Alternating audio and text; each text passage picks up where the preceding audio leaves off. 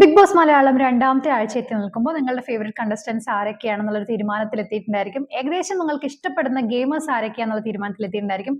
എന്തായാലും നമ്മൾ ഒരു 2-3 കണ്ടസ്റ്റൻസിന്റെ വെച്ച് പറയാൻ പോകട്ടോ. എൻ്റെ ഒരു വിലയിരുത്തലിലാണ്. അതിൽ അനീഷ്, അക്ബർ ഖാൻ, ആദില നൂറ. അനീഷ് നമ്മുടെ കോമണർ കണ്ടസ്റ്റന്റ് ആണ്. അനീഷിന്റെ ആദ്യത്തെ ആഴ്ചത്തെ പെർഫോമൻസ് നിങ്ങൾക്ക് ഓരോ ദിവസവും വളരെ വ്യത്യസ്തമായിട്ടായിരിക്കും തോന്നിയിട്ടുണ്ടായിരിക്കുക. യുണീക്ക് ആയിട്ടുള്ള ഒരു രീതിയാണ് അനീഷ് കൊണ്ടുവന്നത്. എല്ലാവരും ആദ്യം പ്രൊവോക്ക് ചെയ്തു, അതിനുശേഷം പറയാനുള്ള കാര്യങ്ങൾ പറഞ്ഞു, പിന്നീട് അവർക്ക് റെസ്പോൺസ് കൊടുക്കാതെ മാറി നിന്നു, മാക്സിമം അവർ ഇറിറ്റേറ്റ് ചെയ്തുകൊണ്ടിരുന്നു.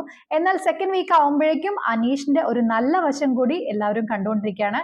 ആവശ്യത്തിന് പ്രതികരിക്കുന്നുണ്ട്, എന്നാൽ അതുപോലെ തന്നെ ഹ്യൂമാനിറ്റി സംഭവങ്ങളൊക്കെ അതിൽ വലിയ കാര്യമായിട്ട് കാണുന്നില്ല എന്ന് പറയുന്നുണ്ടെങ്കിലും ആവശ്യത്തിനുള്ള എളിമയും വിനയവും എല്ലാവരോടും ഈ സഹജീവികളോടുള്ള സ്നേഹമൊക്കെ കാണിക്കുന്ന രീതിയിൽ അനീഷ് ഒരു ഗെയിമർ ആണെങ്കിലും നല്ല രീതിയിൽ ഒരു വ്യക്തിത്വം കൂടി കാണിക്കുന്നതാണ് എനിക്ക് മനസ്സിലാക്കാൻ കഴിഞ്ഞത്.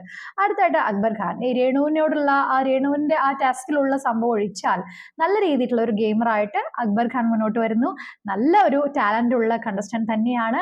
മത്സരാർത്ഥി ഒരു ഒളിയോ മറയോ ഒന്നുമില്ലാതെ മുഖംമൂടി വെക്കാതെ ഗെയിമിൽ കളിക്കുന്നതായിട്ടാണ് അക്ബർ ഖാനെ കുറിച്ച് എനിക്ക് മനസ്സിലാവുന്നത്. അടുത്തത് ആദില നൂറ. രണ്ടുപേരും ഒരേ കണ്ടസ്റ്റൻസ് ആയിട്ടാണ് വരുന്നതെങ്കിൽ പോലും ആദിലേക്കാൾ നൂറ കുറച്ചൊരു സോഫ്റ്റ് പാർട്ട് ആയിട്ടാണ് നിൽക്കുന്നതെന്ന് തോന്നുന്നു. ആദിലയാണെങ്കിലും രണ്ടുപേരാണെങ്കിലും എല്ലാ പ്രശ്നങ്ങളിലും ഇടപെടുന്നില്ല, എങ്കിലും ആദില കുറച്ചുകൂടി സ്ട്രോങ് ആണെന്നാണ് ആദില നൂറിൽ നിന്ന് മനസ്സിലാകുന്നത്.